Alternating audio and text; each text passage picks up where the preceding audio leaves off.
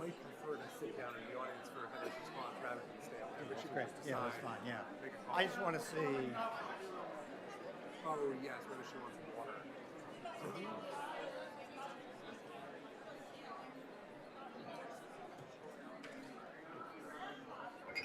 These don't really fit in here. There we go.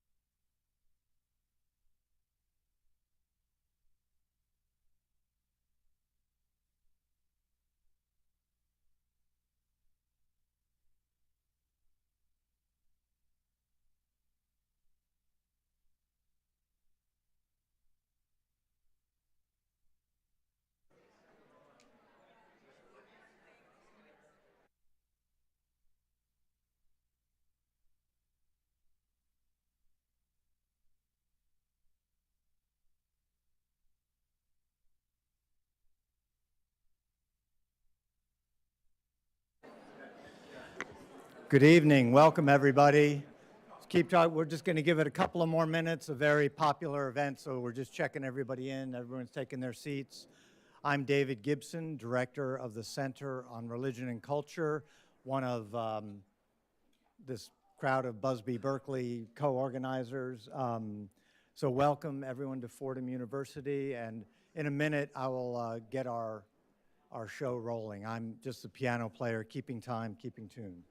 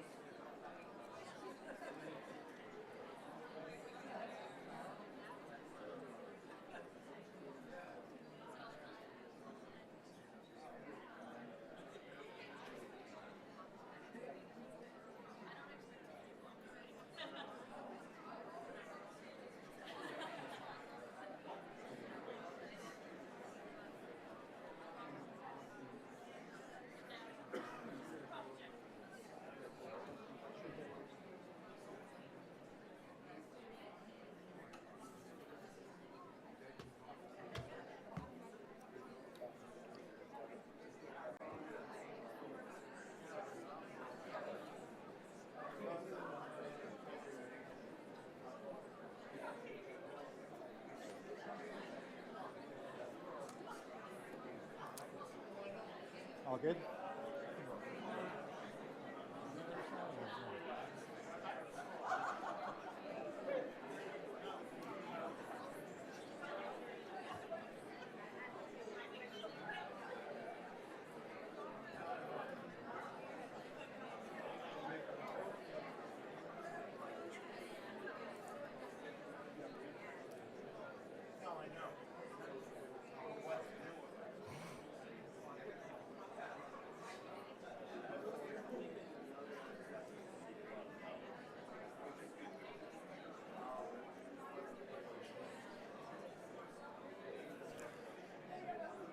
All right, thank you very much. If you could all take your seats, we'll get it going. Again, I'm David Gibson, director of the Center on Religion and Culture here at Fordham University, and welcome to the inaugural Paul Wattson Lecture here at Fordham, The Faith of Others, the Inspiration of Interreligious Dialogue in Light of Nostra Aetate. And my fellow organizers co-sponsors will have much more to say about that, but I just wanted to welcome you all and remind you in a completely good spirit, please turn off your cell phones, or silence them at least. Put your phasers on stun. We're going to start out, as you see in the program, with a welcome from Father John Cicero of the Society of Jesus.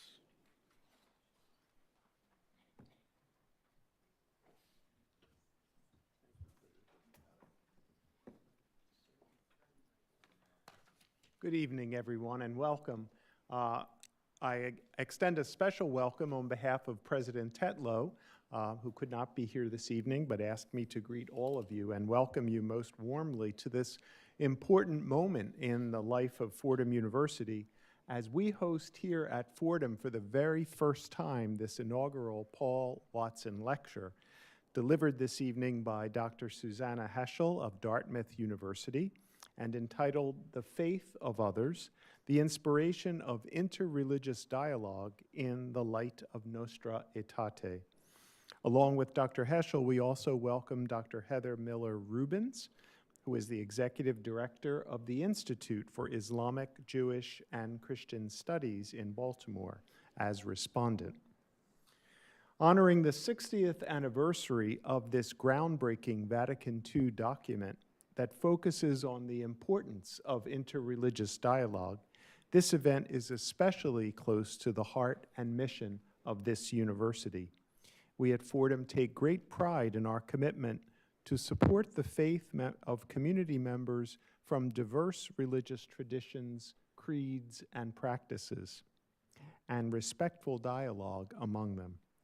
We are grateful to all who have organized and sponsored this event, notably the Franciscan Friars of the Atonement, Graymore Ecumenical and Interreligious Institute, and at Fordham, the Department of Theology, the Center on Religion and Culture, and the Center for Jewish Studies, the Francis and Anne Curran Center for Catholic Studies, Campus Ministry, and the Institute on Religion, Law, and Lawyers' Work. Welcome all.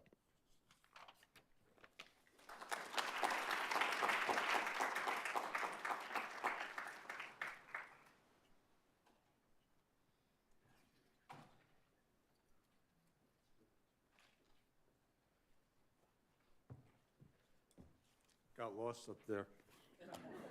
Hey, good evening. I'm Father Emil Thomas Skovic, and I'm the Minister General of the Franciscan Friars of the Atonement at Graymore Garrison, New York.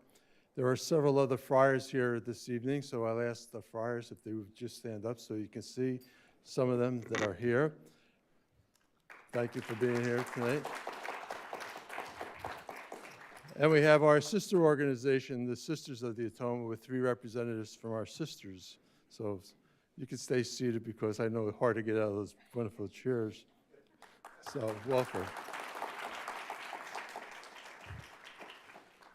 So the Paul Wattson Christian Unity Lecture Series was established in honor of the legacy of the servant of God, Father Paul of Graymore, the founder of the Franciscan Friars of the Atonement, an early pioneer of the modern ecumenical movement.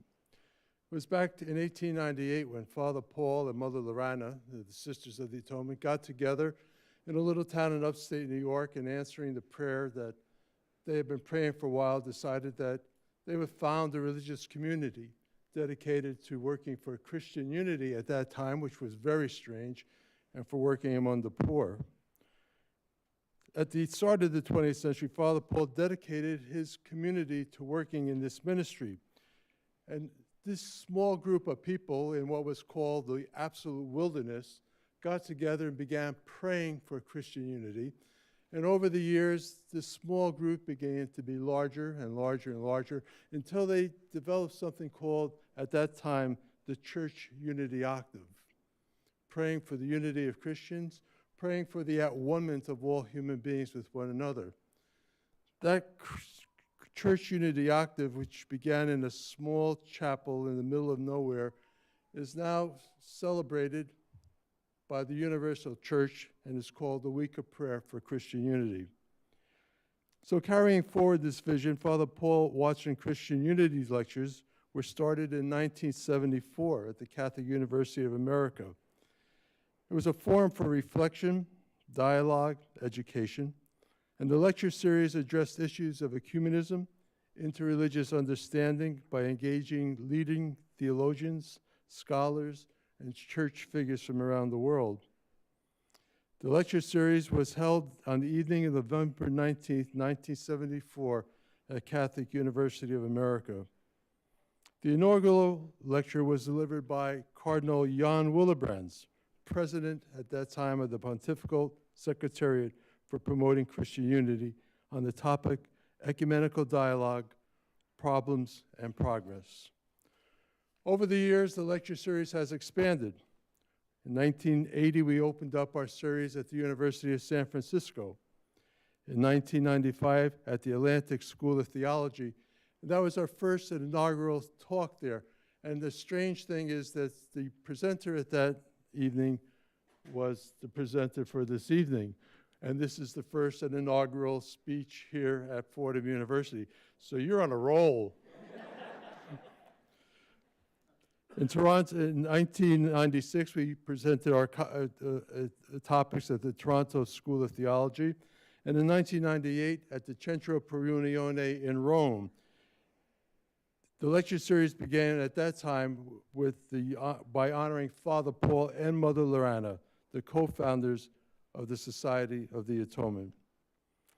In 2017, the Paul Wattson Lecture was held at the Catholic Theological Union in Chicago. And today we're here, of course, at Fordham University.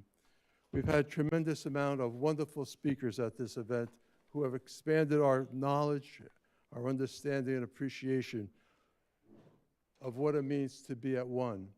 And certainly in the world in which we live in today, seems to be fractured, seems to be scattered about. There's great need for our women with each other.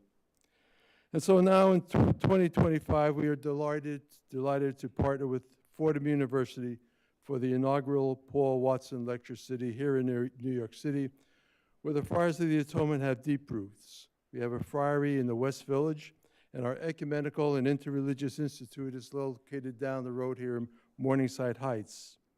So I now hand over this mic to Dr. Aaron Hollander, the Executive Director of the Graymore Ecumenical and Interreligious Institute, for a few words about the lecture and how it came to be taking place here at Fordham University. Thank you for joining us here this evening, and God bless you all.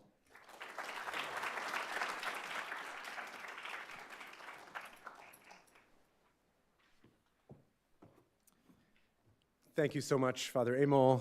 Thank you, Father John. And of course, I extend my gratitude to the other organizing partners and the Friars and Sisters of the Atonement for being here with us tonight.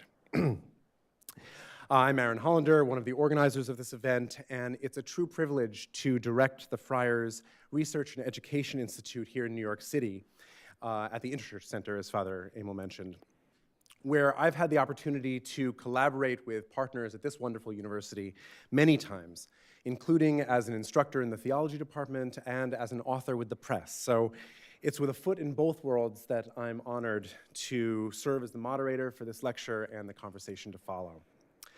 As Father Emil mentioned, the Paul Wattson Lectures have been offered at numerous distinguished universities in North America and Europe so far, we'll see, over the last 50 years, but what a way to launch the first ever Paul Wattson Lecture here in New York City.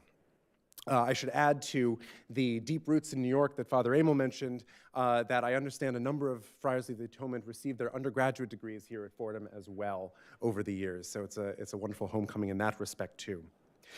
This partnership came about through conversations with Fordham's theology and Jewish studies faculty, and later with our other co-organizing partners, as we were seeking together a way to commemorate the 60th anniversary of Nostra Aetate at Fordham. And I learned in the course of those conversations that Fordham's commitment to interreligious dialogue, and in particular to Jewish-Catholic dialogue, has a decades-long history.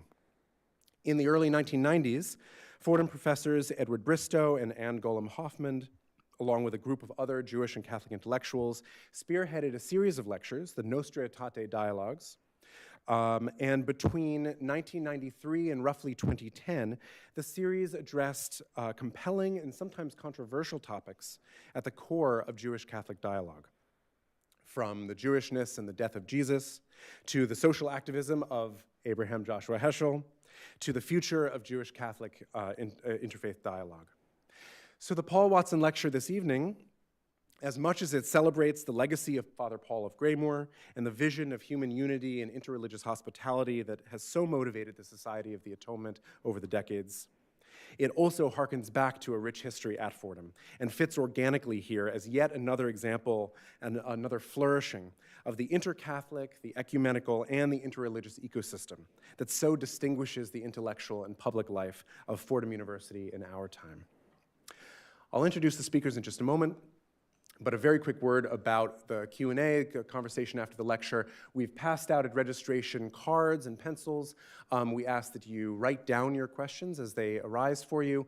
We'll collect the cards following the lecture and the response to the lecture and synthesize and read them from up here. So we won't be passing a mic, but we encourage you to write down your questions for our collective conversation at the end.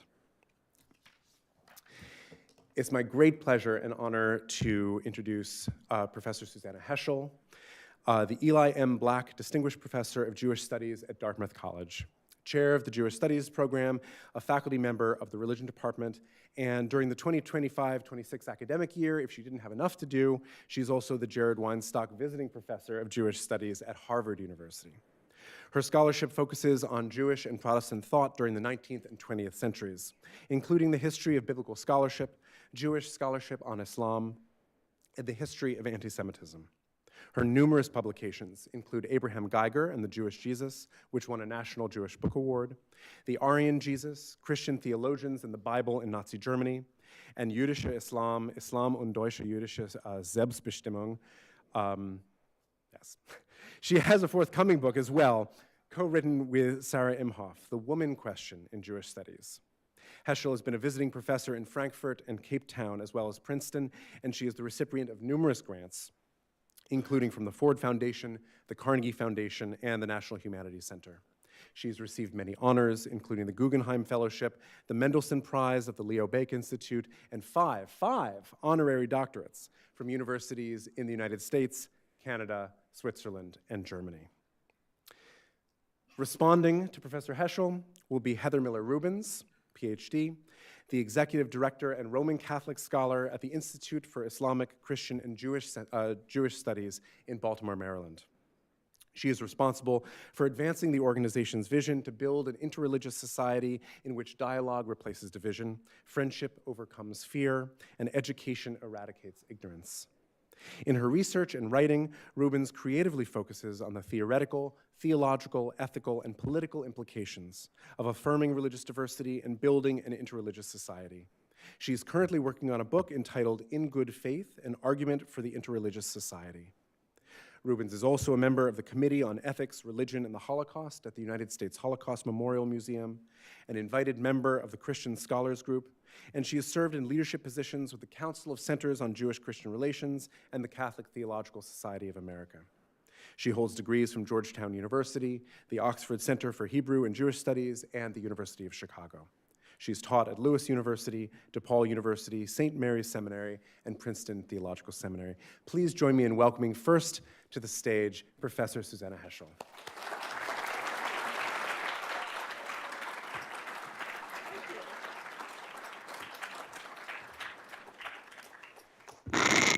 Thank you so much for such a warm introduction, and to all of you for coming tonight. I have to say that I am so impressed with Paul Wattson, and it's an honor to speak in his memory. This is a person who already in the late 19th century was talking about interfaith relations and bringing us together as human beings of different faiths. He was a remarkable human being. I thank you, Aaron Hollander, for your lovely introduction, and for all of you here at Fordham who have greeted me so warmly from the Department of Theology and also from Jewish Studies, to see old friends and new friends. The brothers and the sisters of the Atonement and I'm told of the at-one-ment. Yes, I thank you so much for what you do for us, for our souls, for our hearts and our minds. Thank you. I'm looking forward very much to the response from my good friend, Dr. Heather Miller-Rubens, who is an old friend and does great things. And so thank you for coming. I look forward to your words. I want to begin with a teaching from a great Hasidic Rebbe, the Abderov. The name of the Abderov is Avraham Yeshua Heschel, Abraham Joshua Heschel, which is my father's name. My father was named for him, his great-great-grandfather. He died in 1825. And he notes in a short and rather obscure passage in one of his writings, and by the way, his writings were published after his death. He was too modest to publish in his lifetime. He was known, by the way, as the lover of Israel, and he wanted those words inscribed on his tombstone. He notes in this short passage that we human beings speak about God in human terms. We speak about the finger of God, the arm of God. We anthropomorphize God. And then he says, how do we look from the other side? How are we seen by God? How does God envision us? And how would we as human beings be envisioned by God in godly terms? You realize, of course, when you read this passage, that we, of course, can't respond, and even to try to think about it or to talk about it is immediately to start anthropomorphizing again. It's an extraordinary passage. And it's a reminder to us that we are not the kings of the universe. We see and we think we are, but in fact, God is looking at us. There is no answer to the Abderov's question. It's an ineffable question, an ineffable thought. And it's a teaching that exemplifies my own father's theological approach. You know from the titles of his books, at least, God in Search of Man. I want to return to this teaching of the Abderov toward the end of my lecture, but I want to speak tonight about three things. I want to give you some memories of growing up with my father during the days of Nostra Aetate, and then I want to talk about some of the research I've done on Christian views of Judaism and of Jewish converts to Christianity and some of the tensions that arise. And then I want to ask about Jewish views of Christianity and how Judaism is shaped by living in a Christian environment. So let me begin by telling you I'm an only child, which is a good thing. My parents would take me along wherever they went. I used to go to hear my father lecture all the time. I loved it. And because I was an only child, I wasn't distracted by siblings playing games, but I sat at the dining table and listened to what the adults were discussing. And in some sense, it feels as though my actual siblings were the major issues that my father was engaged with. These were the siblings that peopled my childhood: the civil rights movement, the Vietnam War, anti-Vietnam War movement, and of course, Nostra Aetate, the movement to free Soviet Jews. The intellectual and religious concerns of my father and his criticisms also of Jewish life and Christian life and political life. And so, to this day, the colleagues that he had in those different commitments also feel to me a bit like family. I'm struck by that. I'll tell you that I vividly remember as a child the evening that Pope John the 23rd was very ill and dying. My parents sat quietly in the living room, listening to the radio for reports, and it felt a sense of loss, as if a relative had died and some hope had died. It hadn't, but it felt like that at that moment. And these were, of course, the issues discussed at the dining table by my father daily, but they weren't discussed so much as political issues, they were moral issues. The political was moral, and I took them very seriously, and they shaped my life. I was well aware of how serious it was when my father traveled to demonstration, to Civil Rights March in Selma, to Rome, to meet with Vatican officials and with Pope Paul VI. I remember that my father greatly admired Cardinal Willebrand's, and it was wonderful to hear that he gave the first Paul Wattson lecture. He also admired Cardinal Cushing, Cardinal Bea. I knew these names. They felt close. And my exposure to Martin Luther King and to his colleagues inspired my love of the Hebrew Bible and overcame my frustrations with Hebrew school. I also wanted to mention all the people who came to our home. My parents didn't entertain often, but there were Shabbat dinners and Passover seders that were special, and my parents invited my father's colleagues from the Nostra Aetate world, from Union Theological Seminary. Maybe some of you remember the names of Daniel Berrigan, Richard John Newhouse, William Sloane Coffin. From Union Seminary, there was James and Dora Sanders, John Bennett, W.D. Davies especially, the great artist, Corita Kent, Sister Mary Corita. There was Ann Perkins, who brought Dorothy Day to tea one Shabbat afternoon. And then there was Monsignor Felix Morlian, who came from the Vatican. That was an occasion extraordinary. I'll tell you later if you're interested about some of his visits. But this is what I want to say. The feeling that I received from those moments was a sense of the reverence that filled the Christians who came to our home for a Shabbat meal. Those were days when it was very unusual for a priest, for a sister, to come to the home of a Jewish family for Shabbat dinner. It was the first time, I'm sure, for all of them. They would come to our home and stand at the table Friday night, and my father would say the prayers, make kiddush, hamotzi, and there was a special atmosphere in that room. And I could feel it.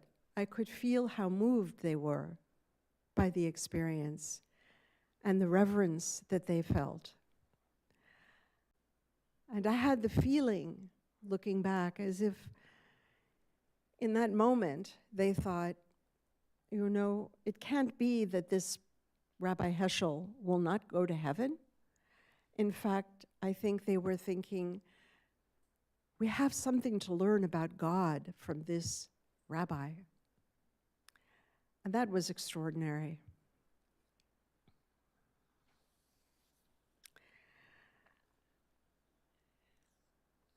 My father gave a love of Judaism not only to Jews, to Christians, to Muslims, to people of faith around the world.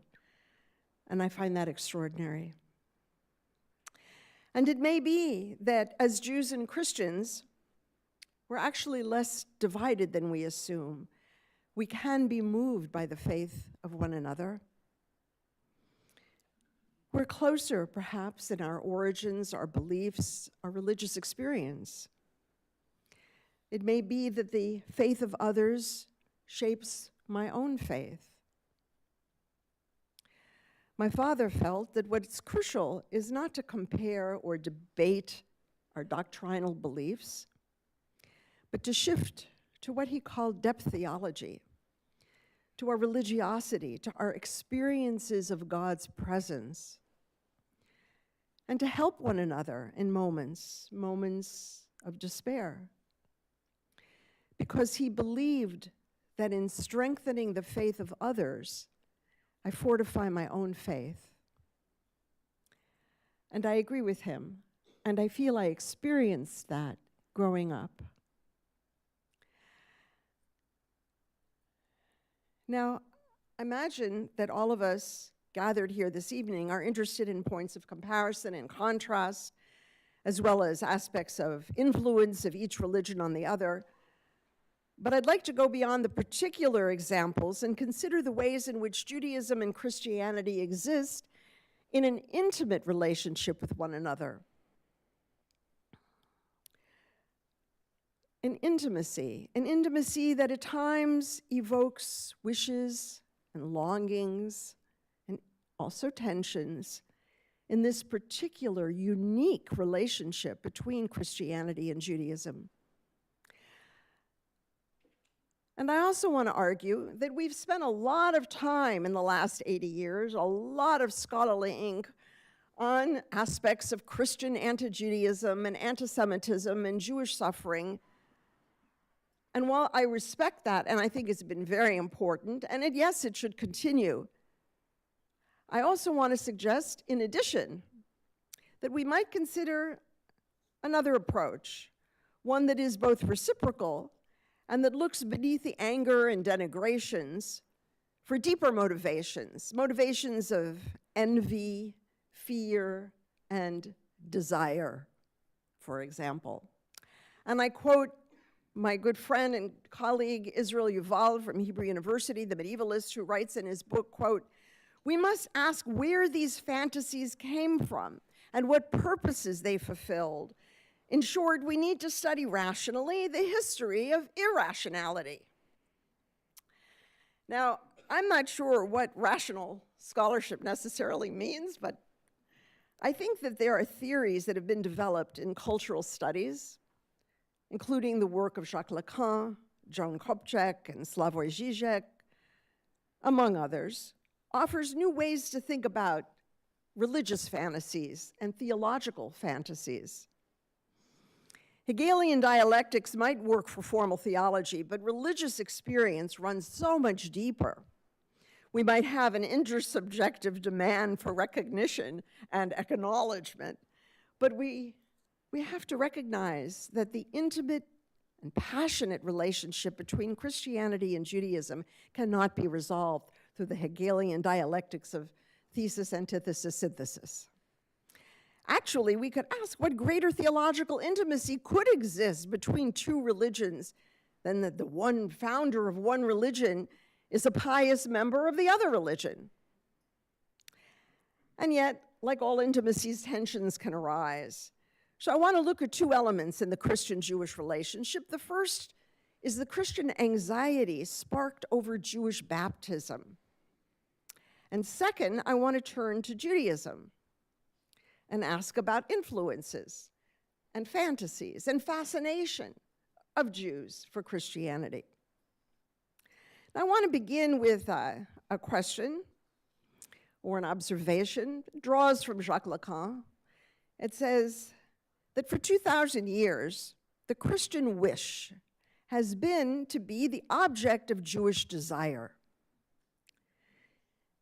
The object of Jewish desire. And then I want to ask, what is it like to be the object of the Christian wish, to be the object of Jewish desire?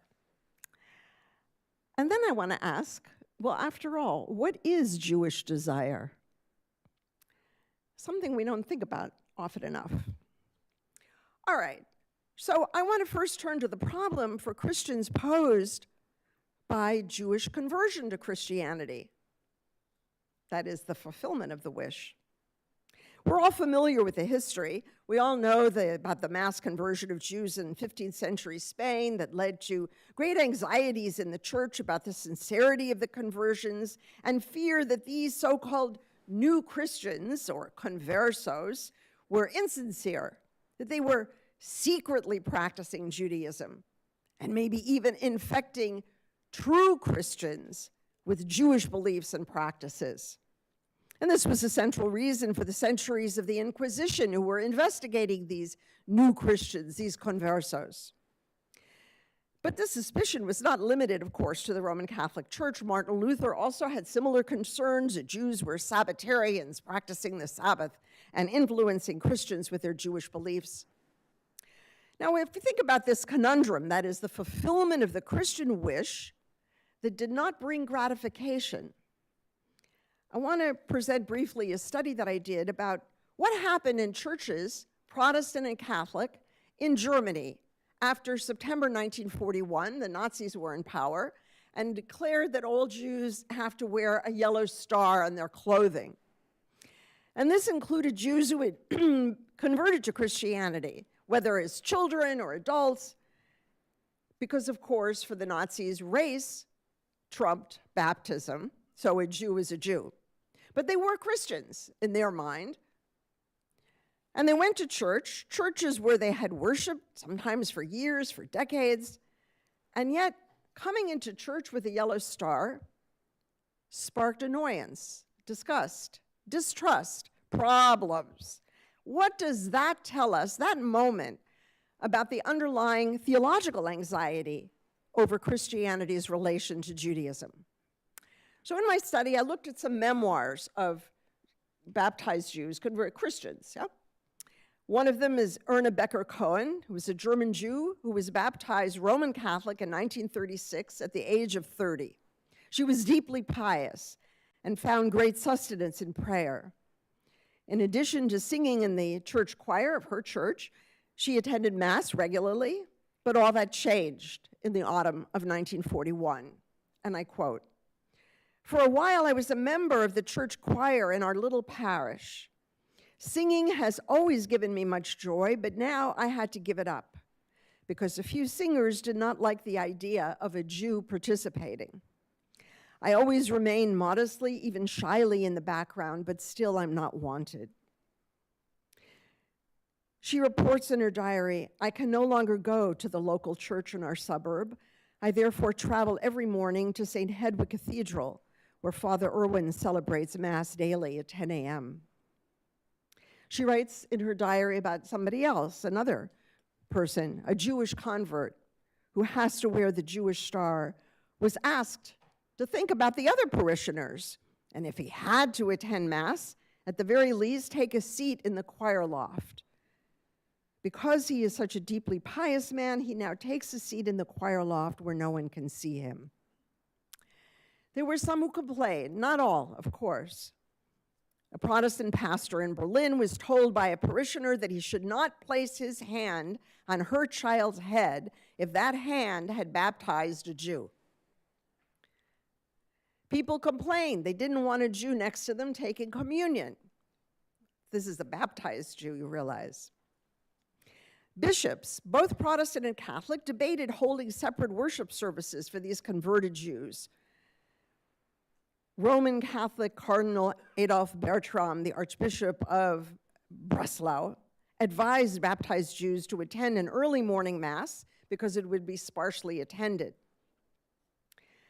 Only if parishioners stopped attending Mass or walked out in protest of the presence of Christians with yellow stars should a segregated service for baptized Jews take place, he wrote. But some churches established a separate seating for baptized Jews. Some pastors suggested putting a sign on church doors, "No admittance to Jews," or "Admittance for wearers of the Jewish star prohibited," and so on. There's more to say about this. And these, by the way, were baptized Christians who, after the war, had nowhere to go.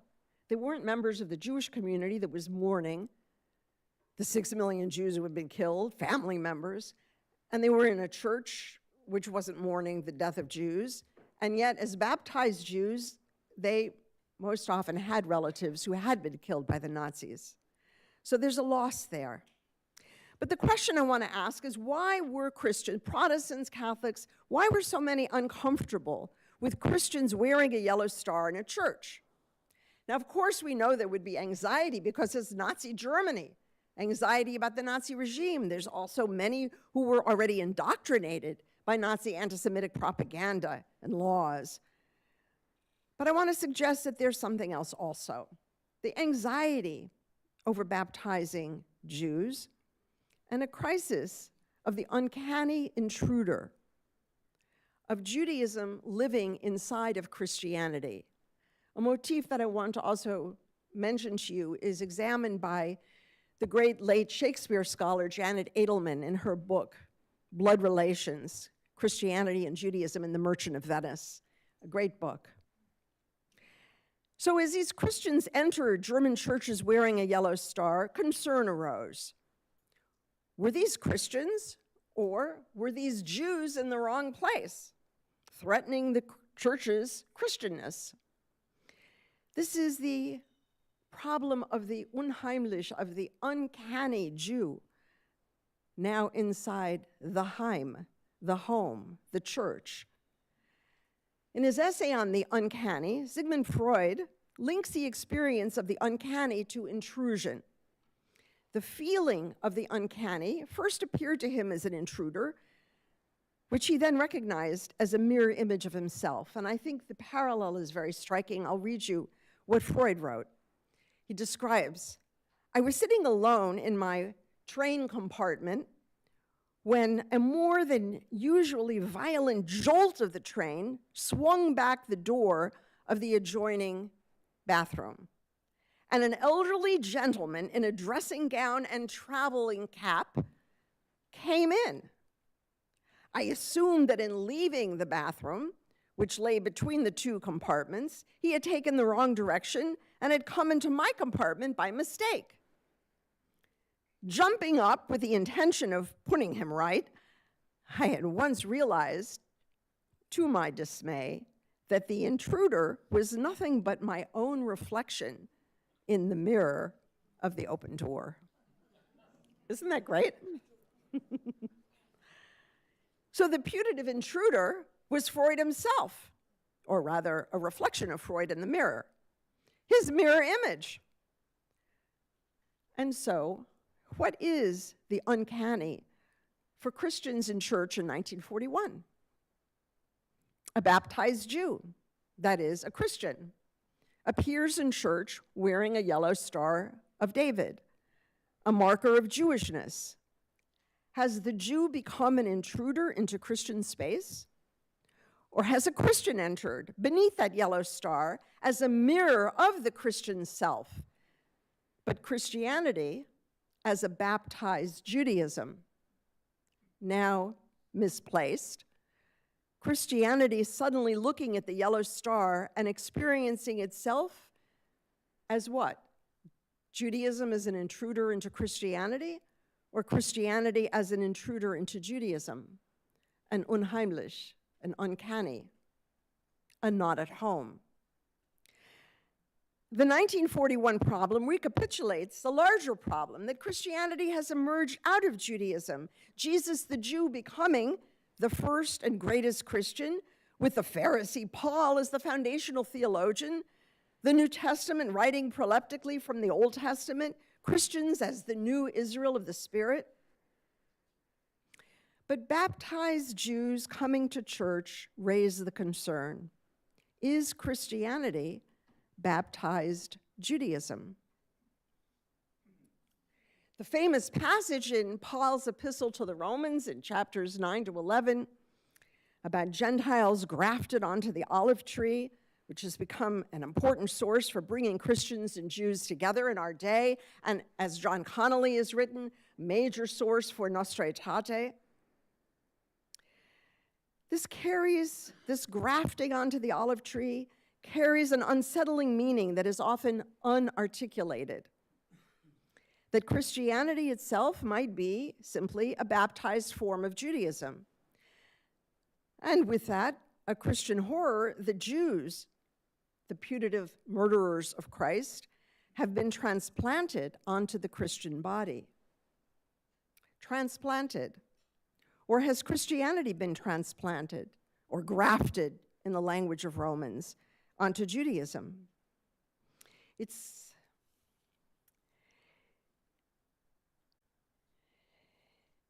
the question of desire that I started with. The Christian wish to be the object of Jewish desire. Of course, not to be desired, and we've all had that experience, not to be desired can give rise to resentment, shame, rage at being rejected. And yet, that wish to be the object of Jewish desire demonstrates, in the language of Jacques Lacan, Christianity's unacknowledged lack, a need, a desire that can't be fulfilled. So if the heart of the West is that Christians want Jews to desire Christianity, we should clarify that this is not a desire for Jews, but a Christian theological desire to be the ultimate object of desire by Jews, that is Lacan's objet A, that would be affirmed through Jewish baptism. And this is the traditional Christian argument one hears, that the refusal of Israel is preventing salvation from coming. Now, desire is a wish for recognition by the other, and yet, as Jacques Lacan has written, desire is also a reminder of lack, what we don't have, and that Christianity is not ultimately fulfilled without a Jewish desire to become Christian. The problem extends beyond whether or not Jews convert.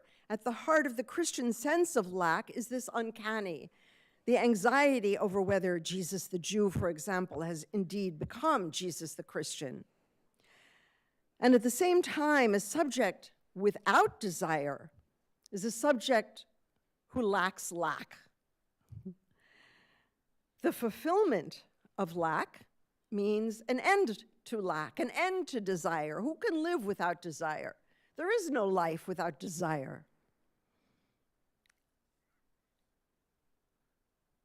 The fulfillment of lack, then, would be death. The problem is that Christian desire or Christian lack has been projected onto Jews, so the Jews constitute the desire of Christianity and function as its lack. To fulfill the Christian wish that all Jews would convert would mean the end of Judaism, and it would also mean the end of Christian lack, the end of Christianity. Because without lack, without wish, without desire, our religions are dead. But then what is Jewish desire? And so I want to turn to my second example, the Jewish interest in Christianity, as it's revealed in Jewish texts and in Jewish liturgy. We're all well aware of synagogues adopting Christian traditions with the organ and the kind of music that was taken over from churches, the rabbi wearing long black robes and giving a weekly hortatory sermon. Used to be just twice a year you would get a sermon from a rabbi, by the way. This was called the Christianization of the modern liberal synagogue. But I'm also interested in the adoption of Christian theological motifs in classical Jewish texts and liturgy, from rabbinics to the present.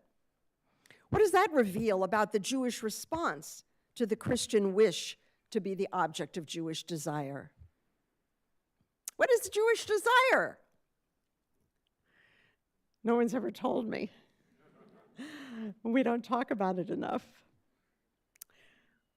What we see, I want to suggest, is a reciprocal, if not parallel, desire by both Christians and Jews for the other that shapes us theologically, liturgically, and perhaps also at the level of what my father called depth theology. By asserting they are not Christian, Jews are shaping a Judaism that appears in Christian eyes to be a religion of absence and insufficiency, its adherents unable to achieve ultimate salvation without baptism. Commenting on the work of the Jewish theologian Edith Wishograd, Elliot Wolfson writes, quote, "The sense of lack, the signified of the other that cannot be reified as a plenary presence, is embodied historically by the Jewish people. Wishograd universalized the idiomatic marker of Jewish specificity by avowing that the dispersion of the Jews amongst the nations bestowed upon them the rank of the saint, for they are neither inside nor outside." But where does this Christian desire leave Judaism? Jewish desire begins with a Jewish fascination with Christianity, a fascination that is not matched by Jewish relations with any other religion. Islam is of interest, yes, and Jews have felt an affinity to Islamic thought and religious practice, and at times tried to define Judaism using the terminology used by Islamic theologians, but there is no Jewish fascination with Islam. What do I mean by fascination? Increasingly, scholars of Jewish texts are pointing to the Trinitarian elements within classical Kabbalah, for instance, as well as fantasies about the divine presence, the Shekhinah, as female, using metaphors drawn from medieval Mariology. The Hebrew chronicles of the Crusades from the Rhineland make use of Christian symbols and Christian language to express Jewish suffering and the mass suicide that Jews committed in the face of the Crusaders' threat of baptism or execution. Scholars of the extraordinary pietist modern movement called Hasidism point to intercessory prayer and to the tzaddik, the Rebbe, as an intercessor. Christian motifs also extend to liturgy. So Israel Yuval, whom I mentioned earlier, as well as Clemens Leonhard, have pointed to elements of the Passover Haggadah as polemics against Christianity. So for example, what's the first thing you do at a Seder? You hold up the matzah and you say, "This is the bread of affliction." And as Israel Yuval has pointed out, this is a polemic saying, this is not the body of Christ. The Kabbalistic organization of the Sfirot, the manifestations of God, into groupings of three is Trinitarian. The images of the Shekhinah is maternal and maidenly. Abraham Geiger, a German Jewish scholar who wrote 150 years ago, cited a Talmudic passage in which God says, "Blow the shofar, the ram's horn, before me, that I may remember you for the binding of Isaac, the son of Abraham, and it will come to me as if you had been bound before me." The collective Jewish people become Isaac, who functions as a stand-in in rabbinic commentaries for Christ or an opposite or a polemic. But Geiger reads this Talmudic passage along with the Yom Kippur prayers for collective forgiveness of sin. The prayers are in the first person plural, as an intrusion of the Christian doctrine of the atoning death of Christ into the high holiday liturgy. Now, those are some of the many, just a few of the many arguments, but I want to note two things. First of all, I'm struck that those Christian elements that fascinate Jews are precisely the so-called pagan elements that Judaism supposedly repudiates. Trinity, incarnation, virgin birth.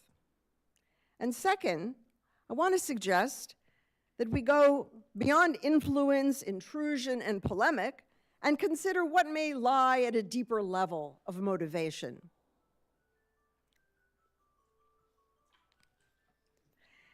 Looking at the matzah that's held up at the Passover Seder, we might see not just a rejection of the Eucharist, but maybe also an underlying Jewish wish to usurp the position held by Christianity.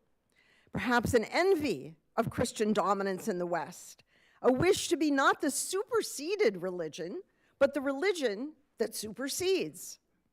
The gesture at the Seder might be both a polemic against the Christian Eucharist, but it might also be enacting a secret Jewish wish to conduct a Eucharist on Jewish terms.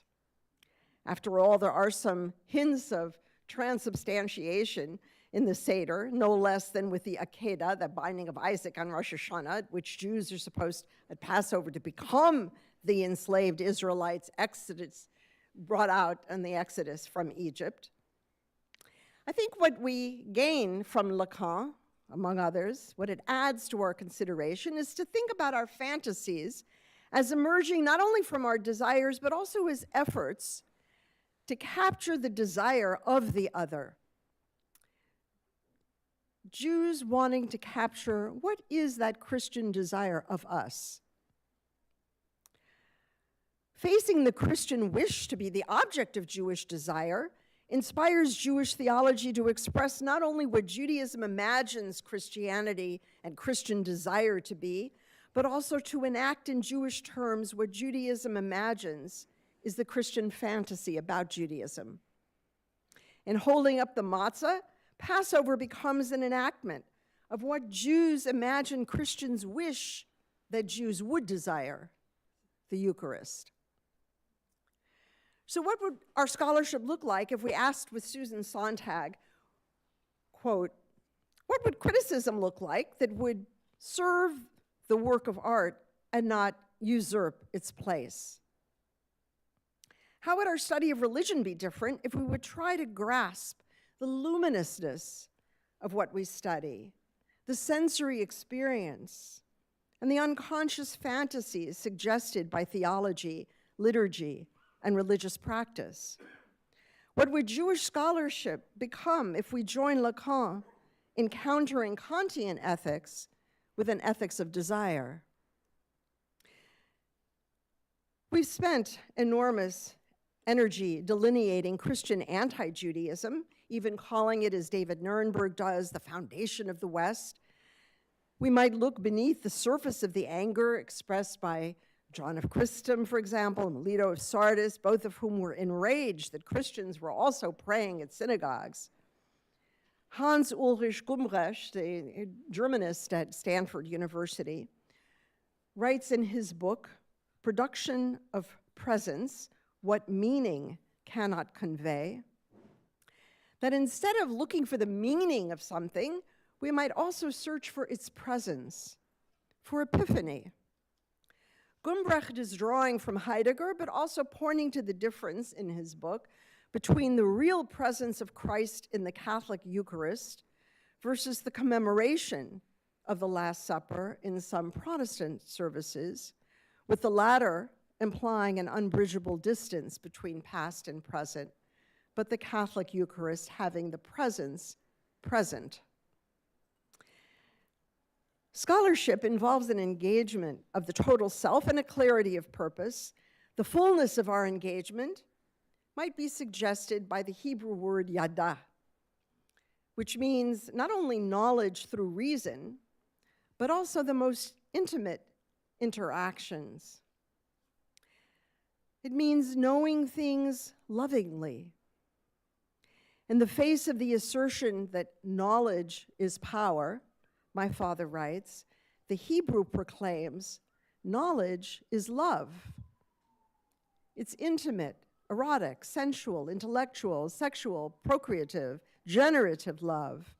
And it's a knowledge that's also permeated with fantasies and wishes and desires that actually link us more closely and even unconsciously as Jews and Christians than we may realize. So in my last words, I want to turn to the teaching of the Apta Rav that I offered at the beginning of my talk. My father writes that God is in search of us, that God is longing for us. My father writes in his book, God in Search of Man, in a section called God is the Subject. He writes, quote, consciousness of God is a response, and God is a challenge rather than a notion. We do not think God, we are stirred by God. We can never describe God, we can only return to God.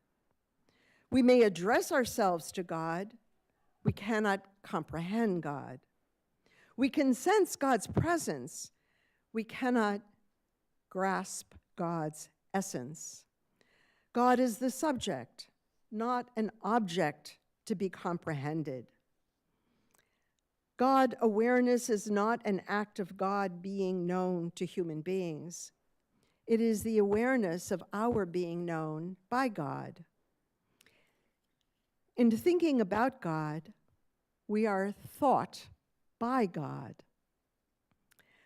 And that's another way of expressing that teaching of the Apta Rav. That we are interwoven in our existence, that we are both subjects and at the same time objects of God's awareness, has given me a new way of understanding how interwoven we are as Jews and Christians. We are seen and profoundly shaped by each other, even in ways that we may not recognize, or that might provoke us or arouse us and give us desires and wishes. How are we understood by God? To be an object of divine concern places our wishes and our anxieties in a different context. We may have our understandings and images of God, just as we have our images, wishes, and fantasies about each other's religious faith. The Opterav is alerting us that we have limitations, to remind us that we are not the center of the religious universe, that our faith is but a response to God's faith in us. Yes, there has been anger, envy, denigration between our two religions, but going forward, I hope we can understand each other's desires with appreciation and recognize how deeply we are nurtured by the yearnings of one another. We are all involved with one another. My father writes, spiritual betrayal on the part of one of us affects the faith of all of us. And so what is actually our purpose? And I draw from the conclusion of my father's lecture, No Religion is an Island. He says, we gather neither to flatter nor to refute one another, but to help one another, to share insight and learning, to cooperate in academic ventures on the highest scholarly level, and what is even more important, to search in the wilderness for well springs of devotion, for treasures of stillness, for the power of love and care for one another. My father's hope was for Christians and Jews to recognize the holiness in each other's faith. That was his message for Nostra Aetate, the Second Vatican Council, to see the holiness. For Jews to recognize Christianity and Islam as religions for the sake of heaven, part of God's design for our redemption, and for Christians and Muslims to perceive the holiness of Judaism and the marvel of Jewish existence. We have, in other words, a stake in each other's destiny. Let us keep in mind what the Opterav asked us. How are we seen in God's eyes? Thank you.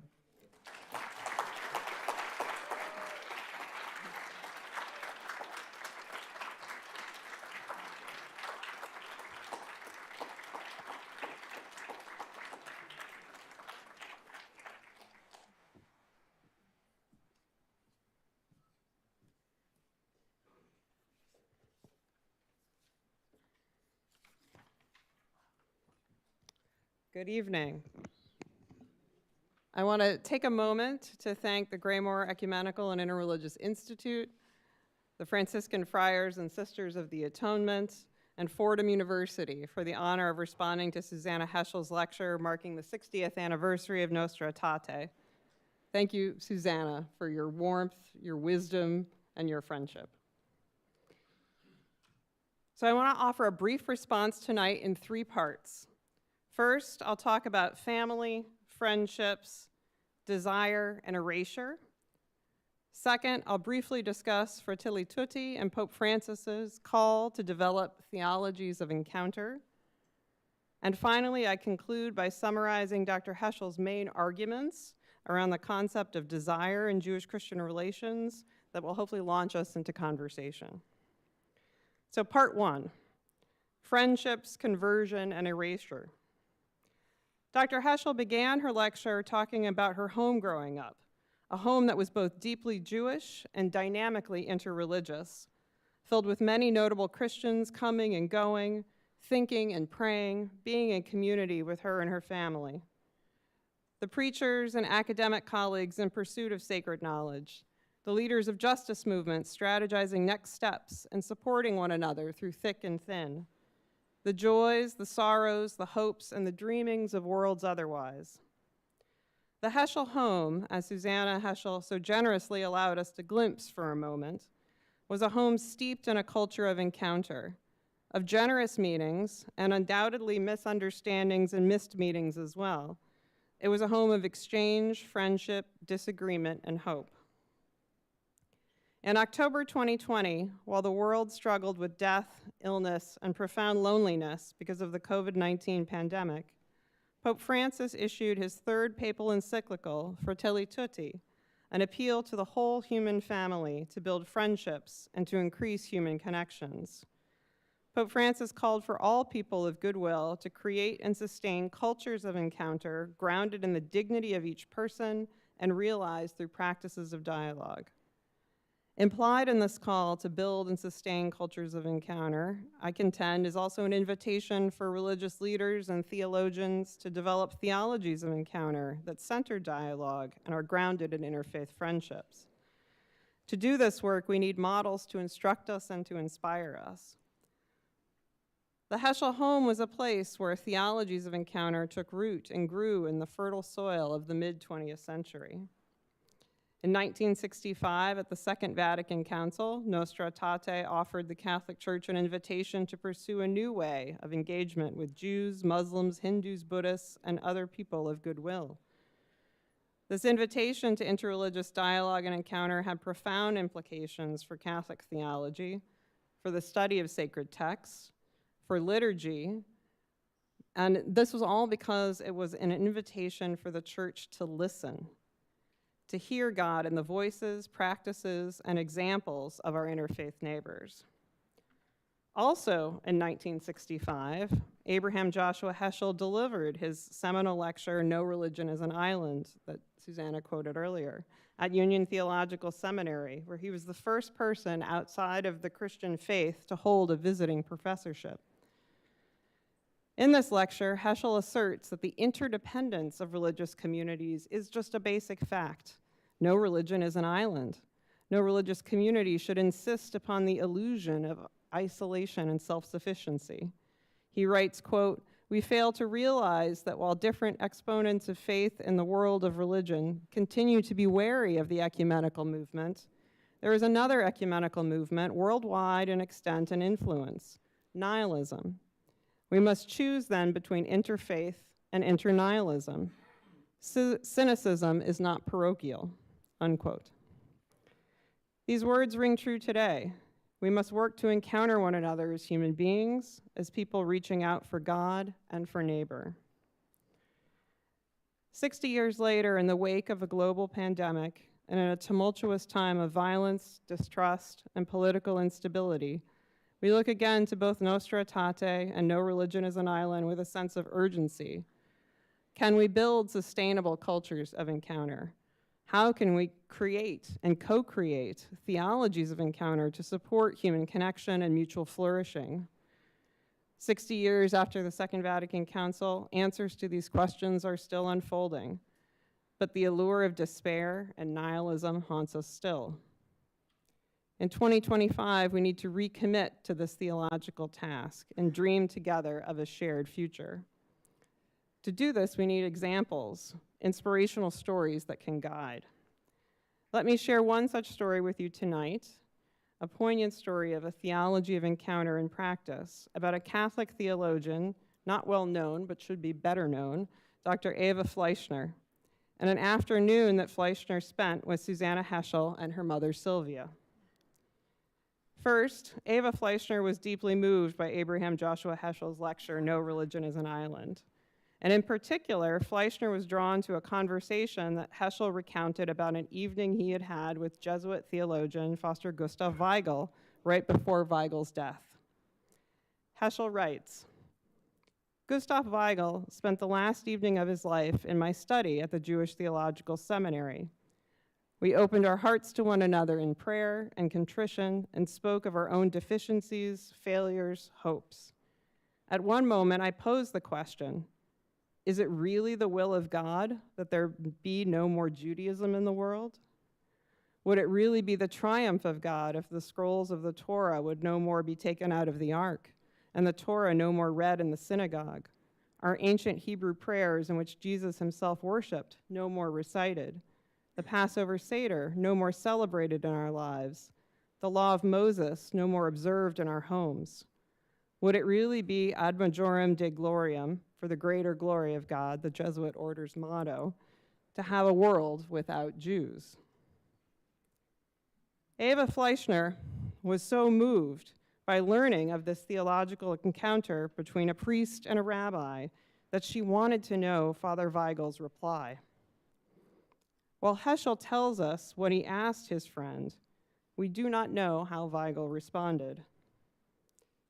More than a decade after Abraham Joshua Heschel's death, Fleischner reached out to his widow, Sylvia, and spent a Sunday afternoon with her, and then with a young Susannah, imagining what happened between these two men. But more importantly for Fleischner, imagining what a Catholic response should be to the question of whether it is truly God's desire that there be no more Judaism in the world. Fleischner inserted herself into this conversation. She writes, quote, "I know how I would have responded to them, to Heschel's questions. The survival of Judaism and the Jewish people is ad majorem Dei gloriam, to the greater glory of God. I believe more and more Christians nowadays share this view. Those of us who do must rethink how we understand our Christian faith in relation to Judaism." I agree with both Fleischner's conclusion and her theological method. I do not think that God desires the erasure of religious diversity. And so we are charged then to develop theologies of encounter that can attend to this ongoing religious diversity. Like Fleischner, I do not view the religious differences of our world as a necessary obstacle, nor am I interested in maintaining an illusion that our religious communities are islands, isolated from one another. Rather, interreligious friendship and dialogue are an opportunity for mutual learning, spiritual growth, and theological insights. For the last 60 years, the Church and scholar practitioners of interfaith dialogue like myself have been forging a new path for Catholic theology, moving away from viewing interreligious encounters as a one-way exchange towards a posture of mutuality and a disposition towards listening. So how are we doing? In short, I think that we have come a long way in 60 years, but we still have much to do to fully realize the possibilities and promises of Nostra Aetate. Central to this promise is an invitation to begin listening interreligiously, to move away from engaging interreligious encounters as opportunities to instruct, proclaim, persuade, convert.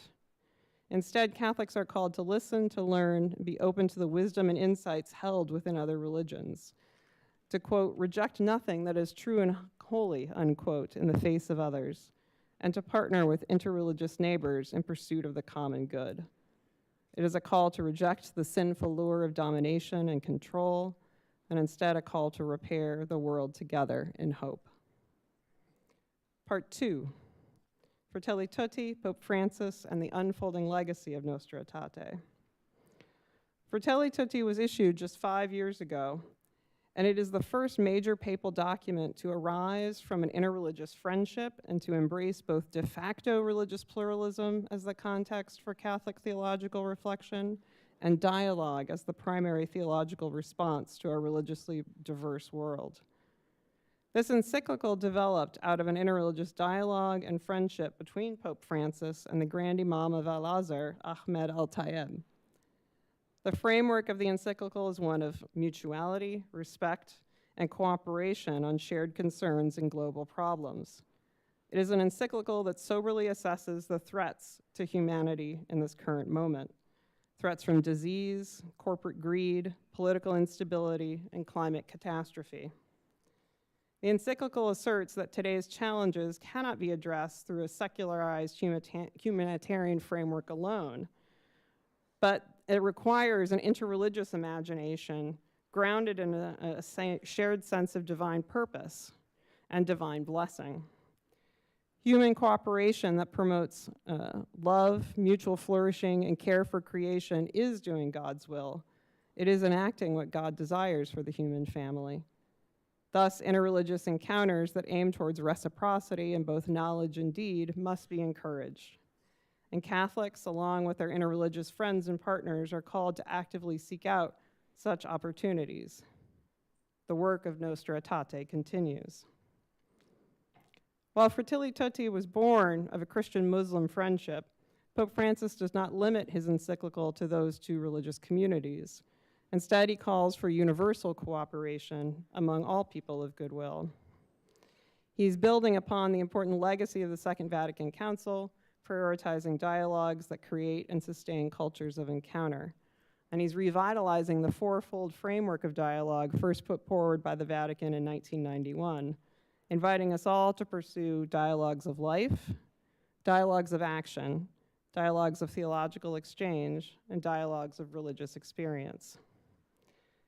In this encyclical, Pope Francis prioritized the dialogue of life and the dialogue of action as critical to creating sustainable cultures of encounter, and invites all members of the human family to seek out common causes and engage in creative collaborations that respond to crisis and solve shared human problems. The COVID-19 pandemic reminded us all of our fragility and our interconnectedness. In the wake of such trauma, those who care about the theological legacy of Nostra Aetate can see the continued urgency of this work to build resilient interreligious friendships. We need to seek out each other as much as we need to seek out God. Part 3, understanding our desires. Dr. Heschel's main arguments. 60 years after Nostra Aetate, Dr. Heschel asserts that there have been comprehensive and laudable efforts from both church leaders and scholars to identify and refute anti-Judaism and anti-Semitism embedded within Christian tradition. Tonight, she invites us to think more deeply about causation, motivation, what lies beneath the impulses to denigrate and demonize within Jewish-Christian relations, both historically and in the present. How should we attend to the affective elements of encounter, to the psychologies of engagement across difference? Dr. Heschel invites us to consider the question of desire in Jewish-Christian relations as one path forward. She first highlights Christian desire, which is the Christian wish to have Christianity be the object of Jewish desire. The Christian desires to have Jews want to convert to Christianity. When this Christian desire is unfulfilled, when Jews do not convert, this Christian desire has resulted in anti-Jewish denigration and violence. But even when Jews do convert, Christian suspicion lingers. As Dr. Heschel explains, there's been an anxiety created among Christians when Jews are baptized, whether in 15th century Spain or in 1941 Germany. Dr. Heschel's next move is to explore the question of Jewish desire and Christian-Jewish relations. Looking at the history of Jewish polemic against Christianity, Dr. Heschel suggests that Jewish desire may be tied to a fascination with Christian ritual, linked perhaps to a Jewish want to be in a position of Christian prominence or Christian dominance. Tonight, Susannah Heschel drew our attention to the arena of fantasy, envy, fear, fascination, and desire. Indeed, if we are able to develop sustainable theologies of encounter, we will need to tend to such topics, as deeper theological intimacy and entanglement requires serious exploration of both our named and unnamed wants. This is indeed an arena for fruitful scholarly exploration and collaboration. As I was listening to Dr. Heschel explore historical examples of desire, fantasy, and anxiety from within the history of Jewish-Christian relations, I kept thinking about the metaphors that are used to describe how Christians and Jews relate to one another, specifically the family metaphors that are popular in both academic discourse as well as in the practices of dialogue. There is, of course, the parent-child metaphor, with Judaism as a mother or father, and Christianity and Islam as daughters or sons. There is also the use of siblings and sibling rivalry, from the biblical Jacob and Esau to Lessing's Enlightenment parable, Nathan the Wise. And in the 50th anniversary celebrations of Nostra Aetate, the Catholic Church lifted up a marriage metaphor in the gifts and the calling, where Christianity is understood to be the husband to Judaism's the wife. Putting the cultural studies work of Lacan, Kopchak, and Zizek together with the family metaphors that we lean on in interfaith relations may be another rich way to explore this avenue of research that Dr. Heschel identified on desire and affect. To close, 60 years after Nostra Aetate and No Religion is an Island, the work of building interfaith understanding through dialogue and collaboration continues. There is much to celebrate, but oh so much left to do. To create and sustain cultures of encounter, we need theologies of encounter. We need to engage in the sacred task of learning together and learning apart. We need one another in the seeking of God and in the repair of the world. Thank you.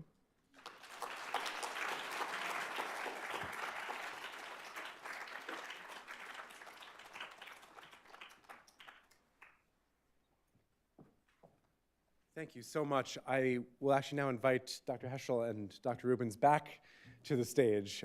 We have about 15 minutes for conversation. We started 6-7 minutes late. We'll end roughly the same. And while we collect written questions from our community here, I would just invite Dr. Heschel, if you have responses to the response, or to just begin the conversation between the two of you, and we'll gather up questions from the audience as well and move into those. But please. I appreciate your response so much. It was great. And I also love the way you bring up the question of the gendered, the gendered way in which our relationship, Christianity and Judaism, come to be described. Who gets to be the husband? Who's the wife in this heteronormative imagination? And what does that tell us also about our situation? I don't know if it's a, is this on? Yes. Yeah. I'm not sure if it's a metaphor that caught on when it was first issued 10 years ago. I remember reading the document, The Gifts and the Calling, when it came out, and I came into the marriage metaphor, and I was like, oh, wait, new family metaphor, what's happening here? But I'm not sure if anyone's really picked it up and run with it. Scholars do it. Yeah, and my father does too. He says Judaism is the mother religion of the two children, Christianity and Islam, who did not arise to call the mother blessed, he says. Yep. Unfortunate children. Yes. But then he says, actually, maybe the mother bears some responsibility for the fact that she is not praised by her children. I'm a mother. I was just going to say, as a mother, I'm not It's my fault? No. Yeah.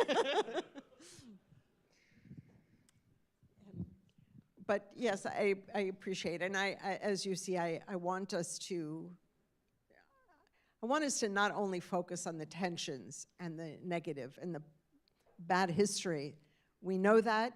We need to know that. It's important. But as people have said, the anchor, there's something underneath it. If there are tensions between Christians and Jews, let's look and see what's underlying. What can we find? It also gives us the possibility of something positive to work toward. Mm-hmm. I think, by the way, that Jews don't like to admit that there's Christian influence in Judaism. And I think we need to work on that, because the influence is there and we need to admit it. That's it. And talk about it in a positive way. Do you need more time, Erin? There's some wonderful questions here, and we are short on time, so I'm trying to synthesize a couple things. I think there are a few questions here, both about the limits of our conversation here and in focusing on the Christian-Jewish relationship, what gets obscured in how we conceptualize the Christian-Jewish relationship as something particular, distinctive.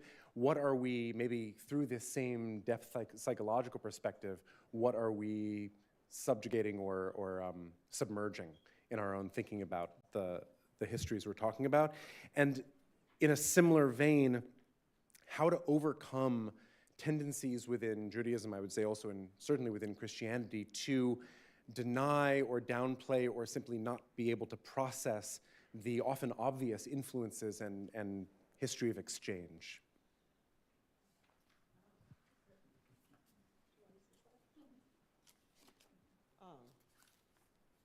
You want to go first? I'm still. Those are great questions. Those are amazing questions. Yeah. Yeah. So what is actually being repressed here, let's say, or ignored or put to the side? That's very interesting. You know, I would say one of the questions that come to my mind when I think about Jewish-Christian relations is what's left out is often Islam, or what sometimes Jews will be very interested, as Abraham Geiger, so many Jews were involved in scholarship on the Quran in the 19th century. I've written a book about that. Why that connection? Is it a polemic against Christianity? Is it an effort to establish a Jewish-Islamic relationship that excludes the Christian in some way? So these moments, these acts of scholarship also have implications of that which is to be excluded in a given situation. Ignaz Goldziher, one of the greatest scholars of Islam, a Jew from Hungary, traveled to Damascus and also to Cairo, and he went to a mosque to pray on a Friday, and he said, "I never felt as religious as when I prayed on that Friday in the mosque." It's a striking statement. It's striking also, he was a devout Jew. He did not become Muslim. He didn't abandon his Jewishness. He was, but it's not something one would hear a Jew say about going to a church, for example. There is a way in which Jews feel a greater permission in Islam, in part because one who converts to Islam, like Maimonides had to briefly, doesn't violate Jewish law in the same way. Because of the question that Jews wrestle with, is Christianity, with the Trinity, for example, and the incarnation, does it violate principles of monotheism? So, yeah, so that feeling about Islam is different, and I find that striking. I think part of the question, if I'm understanding it correctly, also is dealing with the dynamic between particulars and universals. What does it mean to go in with real depth into Jewish-Christian relations, Jewish-Muslim relations, Muslim-Christian relations, Christian-Hindu relations, but then also step back and think about interfaith relations overall. And I think that there's space and important work to be done in both the particular dyads, but also in the sort of broader conversation, and trying to balance between them is important. And to also be open to thinking about influence and ways that lessons that you can learn from one dyad may or may not translate or transfer to lessons that can be applied to another dyad. And that's always a tension. Like, I don't think we're going to get away from that. I think that's something that we have to navigate together, to go in with depth, but then also to step back and say, well, what is the bigger picture here? I have a pair of questions here that pick up the reconceptualization of the relationship of Judaism and Christianity as an intimate and almost erotic relationship, implicating both desire and conflict as necessary entailments. So, two questions building on that reconceptualization. How does your framing differ from the fraternal metaphor? And I think Heather brought this up as well. How does it differ from conceptions of a fraternal relationship as seen in language and rhetoric around Judeo-Christian culture or ethics, or indeed what's written in Nostra Aetate? And can we take the insight you've brought to us with regard to Judaism and Christianity as implicated in relationships of envy and desire? Do these apply in other kinds of contemporary conflicts, such as in Israel-Palestine today and in American partisan politics?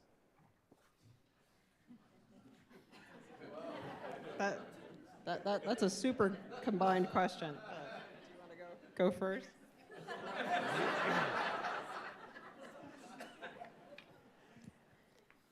So first say, I studied with Carolyn Mine, I'm a church historian. It was really great. And one of her books deals with medieval monastic communities and the love of monks, men, for Jesus, and sometimes the love that's expressed by nursing at the breast of Christ. These kinds of images come up over and over. Of course, the commentaries on the Song of Songs that I studied with another professor, Ann Matter, and also with Art Green. This intimacy that's expressed in this way gets at a certain depth of what it is to be a human being. And so that's what I want us here to think about, because I think sometimes when we look at the politics or the enactment in violence, et cetera, all of that is there, but we need somehow to capture something else that's going on that's motivating. So that's my reason. Whether it needs to be expressed in terms of heteronormative love of a man and a woman, or mother and child, or father and whatever, sure. But I don't think we need to be restricted in that sense to those conventional metaphors for expressing love. In other words, love doesn't have to only be expressed through those kinds of heteronormative metaphors. There's so many ways in which we learn from religious people, from monks, from Kabbalists, from Hasidic Rebbes. We learn about the kind of deep human expression and experience that they feel. And I want us to bring those expressions to our scholarship as historians. Let's understand the human being in that kind of depth, in that kind of emotional and spiritual depth. Let's bring the soul into human life. And I am sure that that's also part of what we need in our political conflicts, too. I think we do often neglect the human for the sake of the political, for certain ideological principles and constructs. Where is the human? And I think we are at a crisis right now, certainly in this country and elsewhere, that we are in the process now for some years of destroying our dignity as human beings. That when we live in a culture that is promoting aggression and mockery and disrespect, we are destroying our own dignity. And the question that we need to address urgently is, how are we going to restore our dignity? When people stand and laugh when someone is mocked, they are destroying, they think they're destroying that person's dignity. They're destroying their own dignity. To destroy one's own dignity is a real crime against the self, against the soul. It's a worse thing. Our dignity comes from being created by God. To destroy dignity, you know what that means. I won't say the words. So what are we going to do to restore our dignity and the dignity of our culture in this world, in this society, in the United States? That's what we need to do. So part of what I'm hoping also is to restore the role of the human and the human soul when we do our scholarship.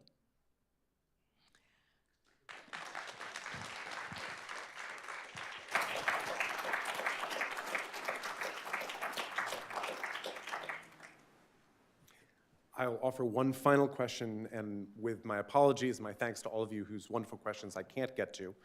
A final question that's close to my heart, as it's in that messy space between the interreligious and the ecumenical. The account you've offered of a relationship of Christianity and Judaism defined by desire and all of the entailments of it, does this also apply, including the optimistic way forward and an appreciative love? Can this apply within religious traditions as well? For example, between Reformed and Orthodox Christians, or between Reformed and Orthodox or ultra-Orthodox Jews? How does this process of damaging love and optimistic love differ?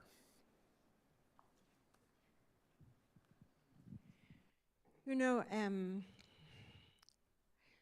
to missionize other people can be very problematic, as we know.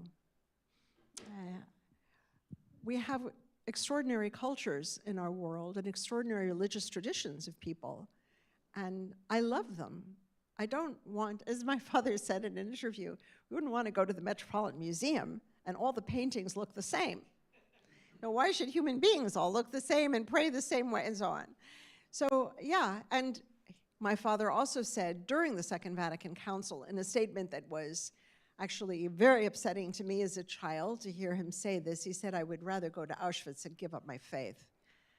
And that it was terrifying, just the idea that there would be an Auschwitz and my father could be killed there. It was horrible to hear.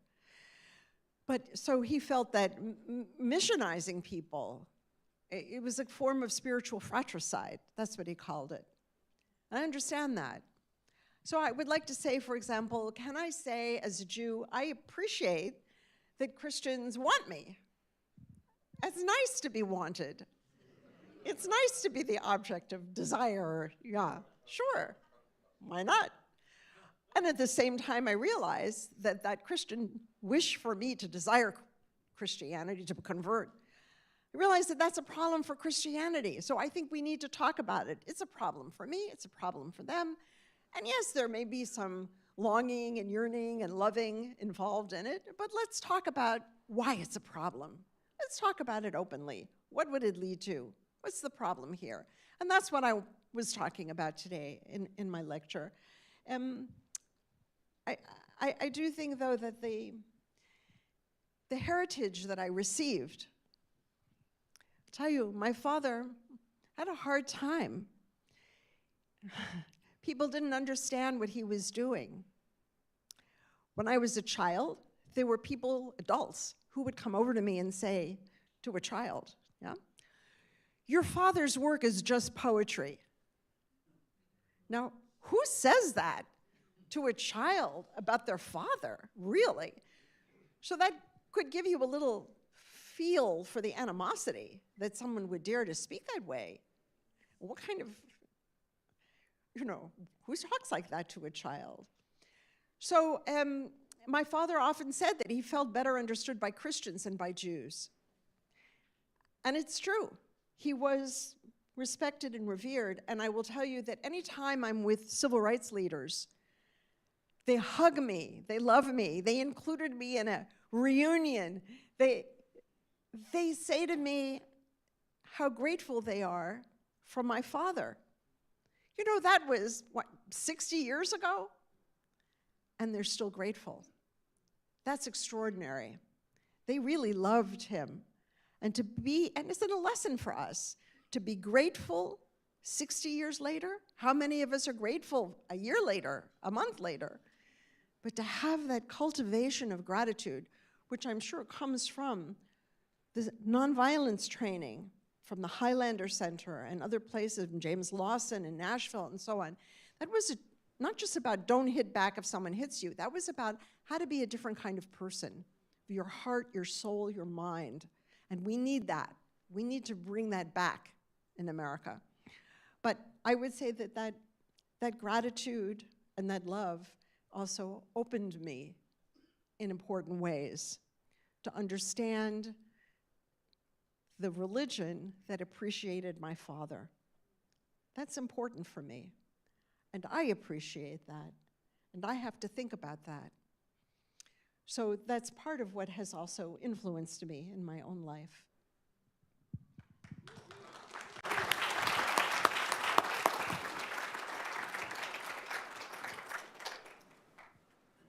To your question about the sort of relationship between ecumenical, interfaith, and the sort of use of desired family metaphors, I would also add that when I'm in Catholic-only spaces, that those tensions, anxieties are also true, and that sometimes we don't need to even look outside of our own sort of closely held communities to find the sort of affective anxieties, dysfunctions, challenges, and that I think that bringing that sort of lens to all of our relationships could be really helpful. I think in this current moment, to restore a sense of dignity, you have to attend to the whole person, and you have to attend to their grief, to their pain, and it's a long process. And that happens at home, ecumenically and interreligiously. And it's a practice. And it's a practice that might not bear fruit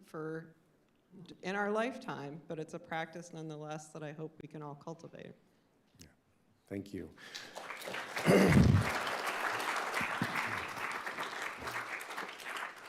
We'll conclude our conversation there. Please join me in thanking our organizing partners at Fordham, the Friars and Sisters of the Atonement, and especially our speakers.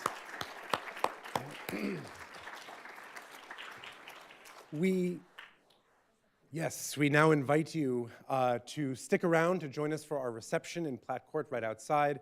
Thank you so much for being here. Can I ask for our organizing partners and the Friars and Sisters to remain behind? We'll take a couple of photos before we join the reception in just a couple minutes. Thank you again.